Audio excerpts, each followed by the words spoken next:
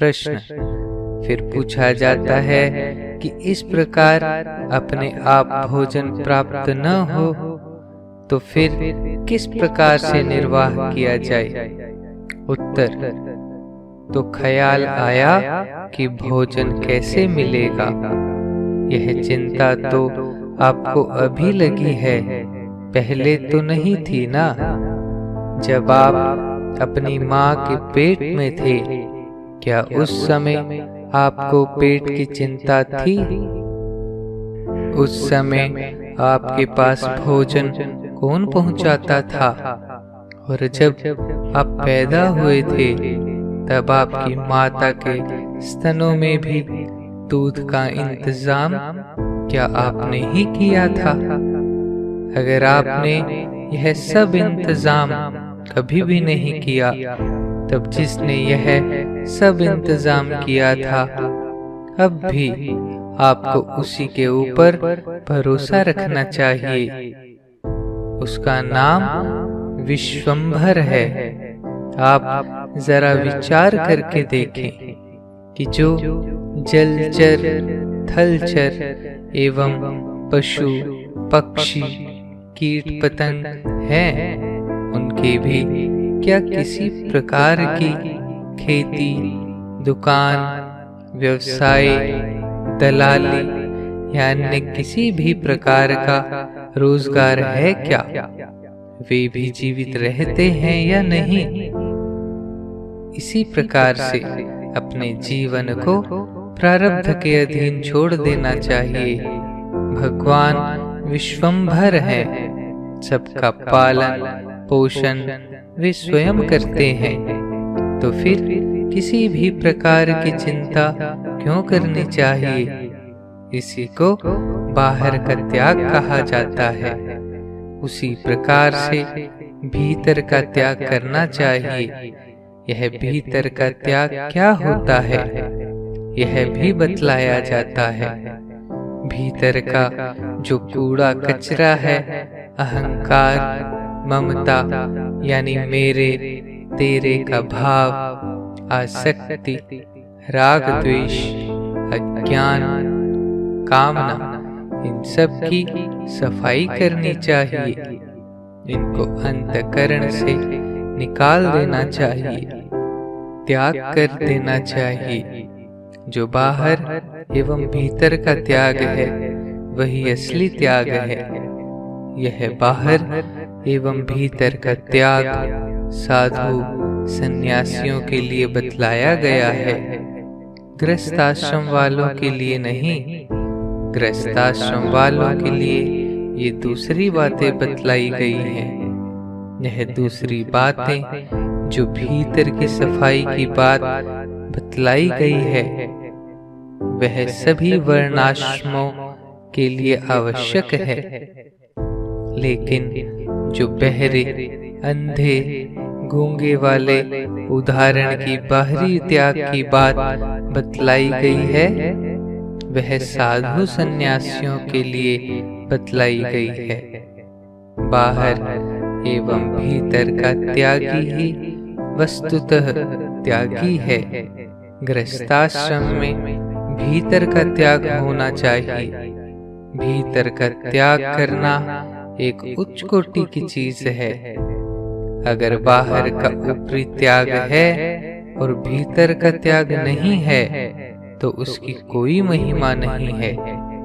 भगवान श्री कृष्ण ने गीता के 3 अध्याय के 4 श्लोक में बतलाया है कि न च सन्न्यस्सनादेव सिद्धिं समधिगच्छति।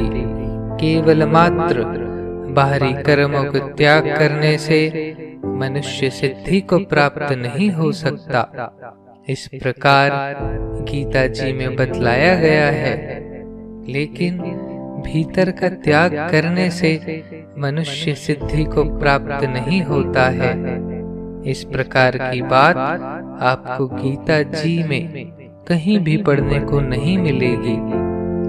इस प्रकार जड़ भरत का प्रकरण आने पर उनकी कथा संक्षेप में बतलाई गई और फिर साधु सन्यासियों का प्रकरण आने पर उनके बाहर भीतर के त्याग की बातें बतलाई और फिर आपको मनुष्य मात्र के लिए बात बतलाई गई। अब आप लोगों को मनुष्य मात्र के लिए त्याग करने की बातें बतलाई जाती हैं।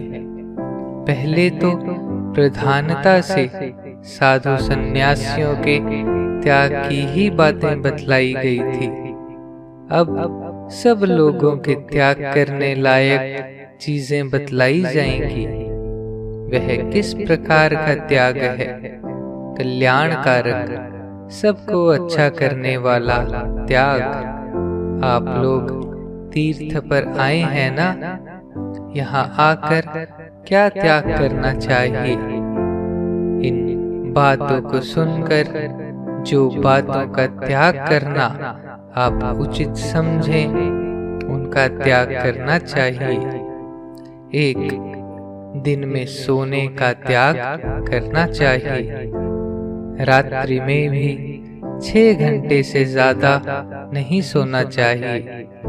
आपत्ति काल में यानी बीमार हो अथवा कभी गाड़ी के सफर के कारण या अन्य किसी भी कारण अगर रात्रि में न सोना हुआ हो तो दिन में शयन किया जा सकता है। अभी हमने इसके संबंध में स्कंद पुराण में भी पढ़ा था। उस समय यहाँ वट वृक्ष के पास 4-5 भाई लोग सो रहे थे। तब हमने घनश्याम को भेजा कि यह स्कंद पुराण की बात उन लोगों को जाकर सुनाओ। तब उन लोगों को यह बात सुनाई गई। उसमें यही बात लिखी थी कि दिन में सोना पाप है और उस पाप का फल होता है नरक की प्राप्ति। लेकिन अगर उस पाप का प्रायश्चित कर लिया जाए तो फिर नरक की प्राप्ति नहीं होती।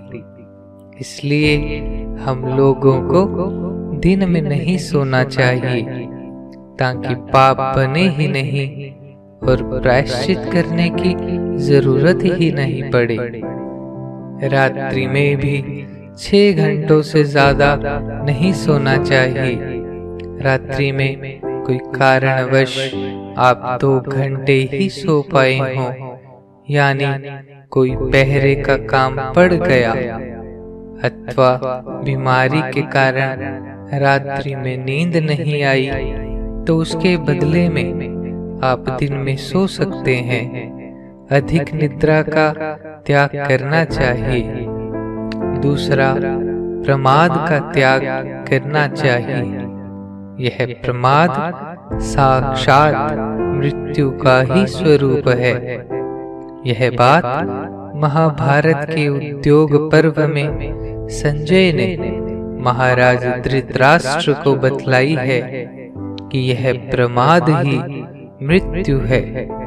तो प्रमाद क्या चीज होती है?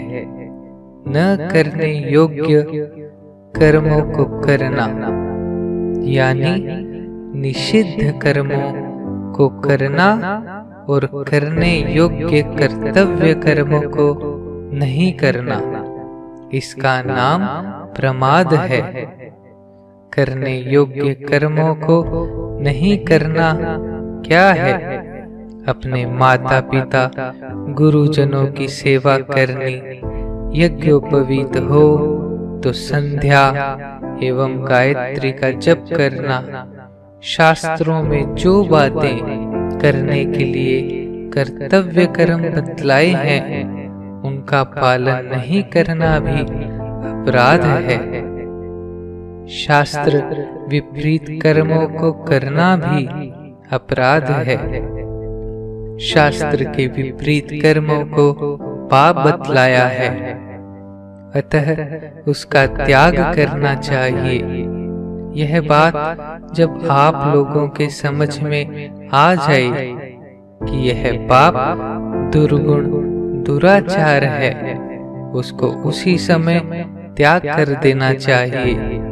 जिस प्रकार से साधु सन्यासियों के लिए आरंभ मात्र का ही त्याग बतलाया गया है, उसी प्रकार गृहस्थी के लिए आरंभ मात्र का त्याग नहीं बतलाया गया है।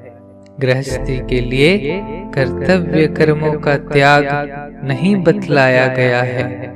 उन कर्मों में जो हिंसा होती है उसका त्याग करने की बात कही गई है। तीसरा, जब यह बात समझ में आ जाए कि यह दुर्गुण है, उसका उसी समय त्याग कर देना चाहिए। दुर्गुण और हृदय का दुर्भाव, इनका त्याग कर देना चाहिए। बाहर का जो बुरा आचरण होता है उसको दुराचरण कहते हैं, और जो भीतर हृदय का खराब ध्येय, खराब भाव, खराब नीयत, खराब लक्ष्य होता है उसको दुर्भाव कहा जाता है। इन दोनों का ही त्याग करना चाहिए। अब कहा जाता है कि आपने तो इस प्रकार कहा था कि उनके त्याग करने में कोई कठिनता नहीं लगती, लेकिन हम लोगों को तो इनके त्याग करने में कठिनता मालूम पड़ती है। इसका क्या कारण है?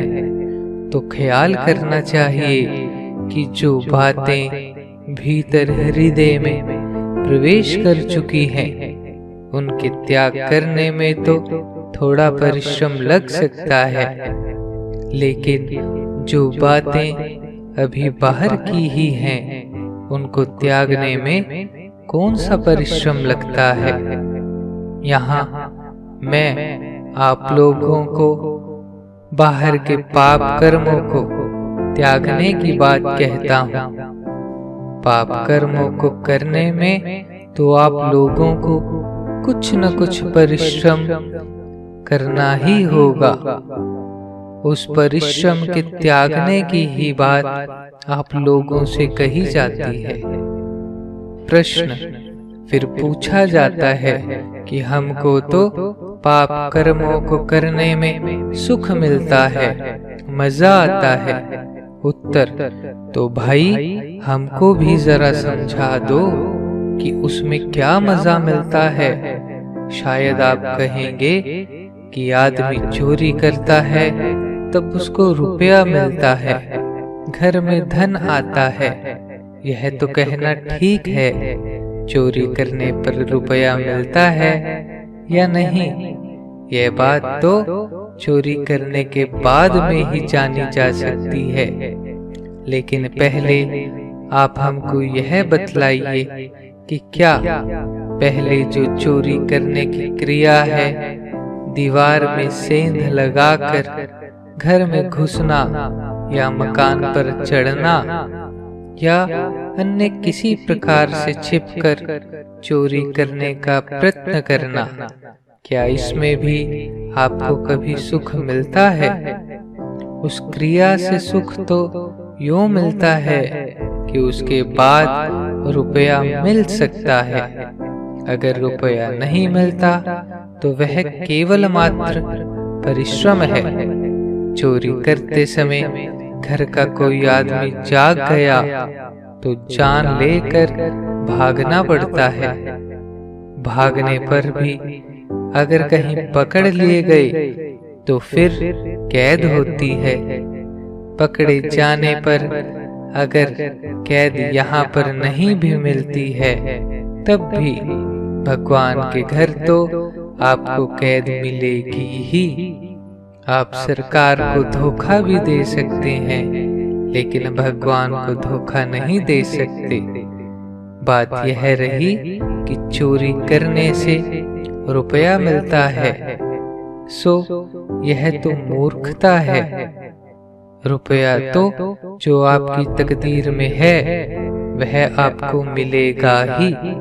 उसको भगवान कैसे भी पहुंचा देते हैं। आपकी तकदीर में जो धन लिखा है वह तो आपको हर प्रकार से मिल ही जाएगा, लेकिन उसके लिए पाप करना यह तो करने वाले की मूर्खता मात्र है और अपनी कमजोरी एवं ईश्वर में विश्वास का अभाव है। कोई पूछ सकता है, क्या बिना परिश्रम के भी रुपया मिल सकता है? खूब मिल सकता है। जिस प्रकार एक धनी भाई है, वह एक 15 वर्ष के लड़के को गोद लेता है। उस 15 साल के लड़के को धनी बनने में क्या परिश्रम लगा? वह तो गरीब घर का होने पर भी लाखों रुपयों का मालिक बन जाता है। यह तो तकदीर प्रारब्ध की बात है, उसमें उसको क्या परिश्रम हुआ। उसी प्रकार एक भाई है, वह रुपयों की प्राप्ति में विशेष प्रयत्न करता है, लेकिन रुपयों की प्राप्ति उसकी तकदीर में नहीं होने से वह उसमें सफल नहीं होता। यह तो प्रत्यक्ष बात है कि रुपया तकदीर में होने से ही मिलता है, नहीं तो चोर भी रुपयों के वास्ते चोरी करते हैं, लेकिन उनको सब जगह रुपया नहीं मिलता। बहुत बार वे पकड़े जाते हैं, चोरी करने पर भी उनको रुपया नहीं मिलता। रुपया तो जो तकदीर में है सो मिलता ही, फिर चोरी क्यों करनी चाहिए? थोड़ा धैर्य रखना चाहिए। जो धन आपकी तकदीर में है, वह तो आपको भगवान घर में ला कर देंगे, छप्पर फाड़ कर देंगे।